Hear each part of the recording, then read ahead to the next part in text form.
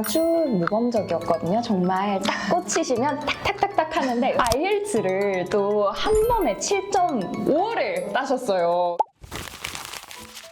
안녕하세요. 소피의 사랑방을 찾아주신 여러분, 오늘도 돌아왔습니다. 사실 오늘은 예전에 출연하셨던 우리 지영님을 모시고 왔는데요. AICPA 정말 직장 다니면서 쉬지 않고 이렇게도 할 수 있다라는 소식으로 저번에 한번 유튜브에서 찾아뵀었는데요. 여기 아마 카드 나오실 거예요. 오늘은 유학이라는 꿈을 4개월 만에 현실로 만드셔서 또 축하할 소식으로 찾아뵀는데요. GRE도 없이 계속 직장을 또 다니시면서 미국의 9개나 석사 프로그램에 아마 우리나라 한국 사람들 치고는 거의 최고 수준의 장학금을 받고 합격을 하셨을 거예요. 그 비결 정말 궁금하시죠? 우리 3년차 수강생 우리 지영님의 비결 제가 바로 들어보도록 하겠습니다. 여러분 박수로 맞아주세요. 네, 안녕하세요. 한국에서 직장을 11년 넘게 다니다가 비즈니스 애널리틱스로 미국 석사 유학을 가게 된 지영이라고 합니다. 반갑습니다. 진짜 한국에서 11년의 직장이라니 정말 대단하십니다. 근데 이 직장을 꾸준히 다니면서 준비하는 거는 쉬운 일이 아니거든요. 1년 전만 해도 진짜 막 유학 너무 막연하다 생각을 하셨던 기억이 나요. 근데 벌써 9개나 합격을 하셨어요. 거기다가 이제 레딧이랑 이런 데들 다 찾아봤는데 지영님이 아마 한국인 중에 제일 많이 돈을 받으신 것 같아요. 장학금. 그래서 어떻게 또 이런 결정을 하시게 되셨고 그 과정은 어떤지 오늘 좀 다 꼼꼼하게 들어보려고 하는데요. 유학을 좀 해봐야 되겠다. 결심한 순간은 어떤 이유였는지. 어릴 때부터 좀 유학을 가고 싶은 꿈이 있었거든요. 근데 현실적인 문제가 있다 보니까 먼저 취업을 하고 언젠가 하고 싶은 게 생기고 돈이 모이면 유학을 가자라고 했는데 이제 또 회사를 다니다 보니까 이게 계속 미뤄지게 되더라고요. 그래서 더 늦어지면 못 가게 될 것 같아가지고 지원하게 됐습니다. GRE 없이도 가능하다라는 얘기를 이제 제가 또 해드렸었잖아요. 그때 되게 놀라셨던 기억이 나는데 가장 먼저 든 생각은 어떤 거였어요? GRE GMAT이라는 시험이 어떤 지식을 뭔가 쌓는 느낌이 아니라 영어 능력이나 사고방식 같은 걸 배우는 거잖아요. 그러다 보니까 회사를 다니면서 공부하는 것 자체도 어려운데 동기부여도 잘 안 되더라고요. 맞아요. 근데 이제 GRE GMAT 없이 석사 지원이 가능하다라고 해서 아 이거구나 싶었죠. 그러면 진짜 옛날로 돌아가서 처음에 한 달 동안 뭐 했는지 기억나세요? GRE GMAT을 안 하기로 결정을 했기 때문에 지원을 할 수 있는 유일한 허들이 영어 성적이었어요. 그래가지고 IELTS 시험을 등록해서 IELTS 공부를 시작을 했고 한편으로는 이미 유학을 가본 지인들한테 유학 생활이 어땠냐 이런 걸 좀 물어보기도 하고 어떤 전공을 지원할지 어떤 학교를 가면 좋을지 이런 서칭을 하기 시작했어요. 아주 모범적이었거든요. 정말 딱 꽂히시면 탁탁탁탁 하는데 IELTS를 또 한 번에 7.5를 따셨어요. 그 후기를 정말 또 세세하게 합격 후기 게시판에 적어주셨거든요. 그것도 한번 보시면 진짜 많이 도움되실 것 같아서 또 짚어드립니다. 여기 아마 밑에 있을 거예요. 한번 확인 꼭 해보세요. 자, 그래서 이제 준비 순서를 좀 알아보려고 하는데 유학 준비 시작하자마자 어떤 것부터 하셨는지 궁금해요. IELTS 시험을 가장 먼저 등록했고요.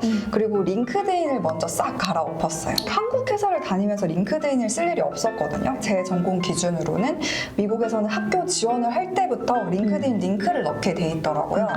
그리고 관련 정보를 얻을 때도 이제 링크드인으로 컨택을 하거나 이렇게 해야 돼서 또 이제 GR이나 GMAT을 안 하기로 결심을 하면서 내세울 수 있는 게 유일하게 제 경력이었기 때문에 링크드인부터 정비를 해야겠다라고 했죠. 그러면은 인고를 또 IELTS도 이용하시고 링크드인 쓰는 것도 이용하시고 하셨었잖아요. 어떤 도움을 실제로 받으셨어요? 아무래도 인글 선생님들이 분선되어 있기도 하고 또 경험이랑 전공도 다양한 선생님이 계시다 보니까 그때그때 필요에 맞게 수업을 들을 수가 있었어요. 뭐 예를 들면 IELTS 공부를 할 때는 IELTS를 전문으로 하는 선생님들 수업을 많이 들었고 대학 지원을 위한 레주메라든지 에세이를 쓸 때는 MBA를 하시거나 직장 경력이 있으신 그런 선생님들한테 좀 검토를 받았거든요. 또 뭐 인터뷰 할 때는 아예 그냥 다양한 선생님들과 랜덤으로 예약을 많이 해서 연습을 했고요.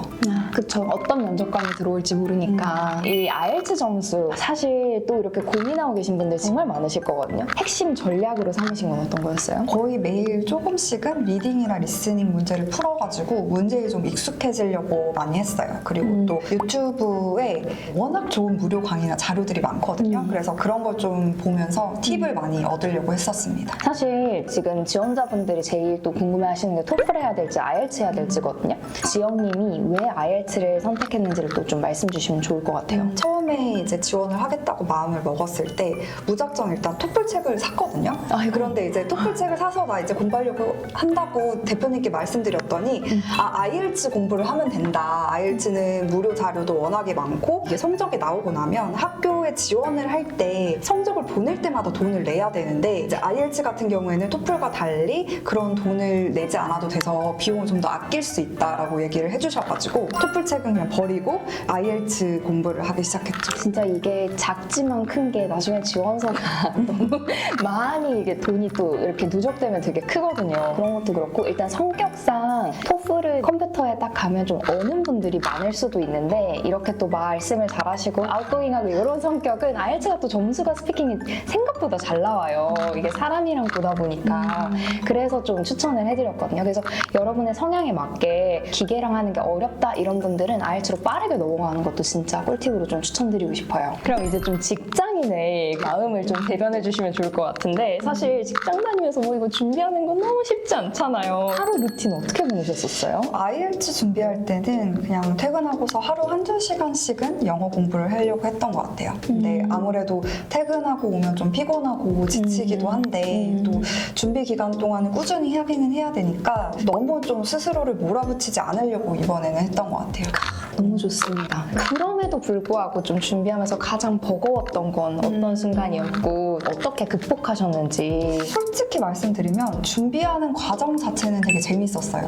회사를 다니면서 이제 주어진 일을 하면서 약간 흘러오듯 살아왔는데 내가 뭐 했는지를 좀 돌아보고 나 자신에 대해서 생각해보는 계기가 돼서 좋더라고요. 다만 이게 될까 싶어서 이제 불안해지는 모먼트들이 좀 있었거든요. 근데 그때 이제 가족들이라든지 친구들 뭐 특히 예은 대표님한테 연락하면서 그러면은 좀 다시 힘이 나고 하더라고요.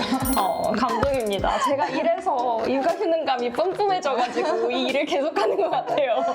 근데 진짜 이렇게 생산적인 딴짓을 하는 것을 처음 너무 적극 장려합니다. 그래서 꿈을 다시 한번 상기시키고 또 어떤 기회들이 열릴지 이런 얘기를 정말 많이 했었거든요. 그래서 저도 되게 소중했던 시간이었어요. 너무 훈훈하다. 어쨌든 그럼 이제 다시 IELTS 공부법과 조금 더 이렇게 좀 디테일하게 들어가 보려고 하는데 수업은 일주일에 그럼 몇 번씩을 어떻게 들으셨고 어떤 방식을 좀 하셨는지?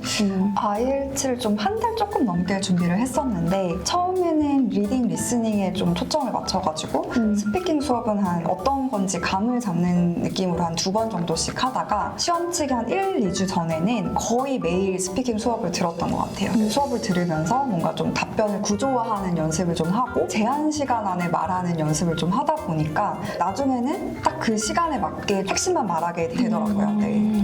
그러면은 좀 이렇게 수업 들으시면서 이거 진짜 좀 유용한 표현인데 나눠주면 좋겠다 후배님들한테 하는 게 있다면 기억나는 거 있어요? 선생님께서 관용어를 많이 쓰면 점수를 올리는 데 도움이 된다라고 하시더라고요. 맞아요. 그래서 관용어를 몇 개 배우고 제가 한 답변들을 어떻게 적용할 수 있을까를 좀 많이 생각을 해보려고 했어요. 처음에는 솔직히 아무리 관용어를 외워도 관용어는 관용어고 대답은 대답이었는데 나중에는 시험장에서 답변할 때 외운 거 최소 한 3-4개는 쓰고 나온 것 같아요.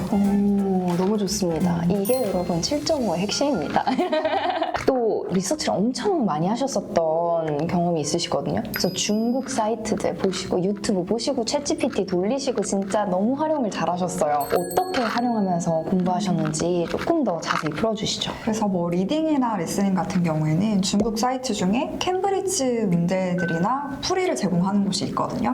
그래서 뭐 그 문제들을 좀 시간 안에 풀어보는 연습을 했고 또 이해가 안 되는 문제 같은 경우에는 풀이를 챗GPT한테 물어봤어요. 그래서 뭐 유튜브에 또 시험 치신 분들의 후기 같은 걸 보면서 내가 이런 게 부족했는데 하면서 그런 좀 팁을 얻기도 했거든요. 네. 그리고 또 라이팅 같은 경우에는 처음에 하려고 하면 한국어도 좀 막막해요. 완전. 그래가지고 또 유튜브에 보면 라이팅 강의를 기깔나게 하시는 분들이 좀 계시거든요. 그래서 그런 분들 강의를 보면서 어떻게 좀 글을 써나가야 될 때 논리적으로 이런 걸 배우는 연습을 했어요. 그리고 뭐 챗GPT한테 제가 쓴 거를 보내주고 내 점수는 얼마일까 예상을 하게 하고 첨삭도 받기도 하고 아니면 인터넷에 자료 찾아보면은 유용한 접속사나 부사, 뭐 동사가 나와 있는 홈페이지도 있어서 그런 거 좀 보면서 활용할 수 있도록 했고요. 마지막으로 스피킹 같은 경우에는 단어나 관용 같은 거 이런 팁들 같은 거를 유튜브에서 많이 보기도 했고 심심할 때마다 유튜브에 IELTS 그냥 검색해서 그냥 흘려 듣듯이 이렇게 영상 보시면은 조금 리마인드 하시고 하는데 좀 도움이 되실 것 같아요. 여러분 이게 진짜 약간 생활화하는 게 되게 중요한 것 같아. 내가 지금 IELTS 점수를 막 따야 돼. 막 너무 힘주고 맨날 책만 펴고 이런 것보다는 중간중간 내 삶에서 활용하시고 하면 좀 부담이 덜하잖아요.